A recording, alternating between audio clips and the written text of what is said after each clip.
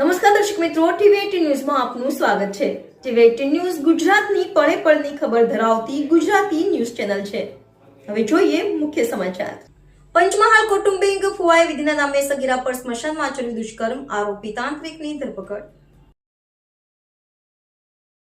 પંચમહાલ જિલ્લાના પાવાગઢના એક અંતરિયાળ ગામમાં કૌટુંબિક ફુવાએ વિધિના નામે સગીર પર સ્મશાને દુષ્કર્મ આચર્યું હોવાની ઘટના સામે આવી છે। બીમાર ભાઈને સાજો કરવા માટે સગીરા તાંત્રિક વિધિ કરતા કૌટુંબિક ફુવા પાસે જતા દુષ્કર્મનો ભોગ બની હતી।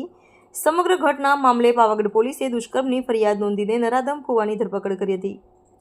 પાવાગઢમાં કૌટુંબિક ફુવાએ સગીરા પર આચર્યું દુષ્કર્મ। પંચમહાલના પાવાગઢમાં બીમાર ભાઈને સાજો કરવા માટે સગીરા તાંત્રિક વિધિ કરતા કૌટુંબિક ફુવા પાસે પહોંચી હતી, જેમાં આરોપી ફુવાએ સ્મશાનમાં તાંત્રિક વિધિ કરવાની છે તેમ કહીને સગીરાને પોતાના ગામ નજીકના જંગલ જેવા વિસ્તારમાં લઈ ગયો હતો, જેમાં નરાધમે સગીરાને કહ્યું હતું કે તારા ભાઈને સાજો કરવો હોય તો તારે મારી સાથે શારીરિક સંબંધ બાંધવો પડશે। આ પછી આરોપીએ સગીરા પર દુષ્કર્મ આચર્યું હતું। સમગ્ર ઘટનાના મામલે પરિવારને જાણ થતાં પાવાગઢ પોલીસ સ્ટેશનમાં ફરિયાદ નોંધાવી હતી। ઘટનાની ગંભીરતાને ધ્યાનમાં રાખીને પોલીસે આરોપીની ધરપકડ કરીને આગળની કાર્યવાહી હાથ ધરી હતી। ટીવી18 ન્યૂઝ પંચમહાલ।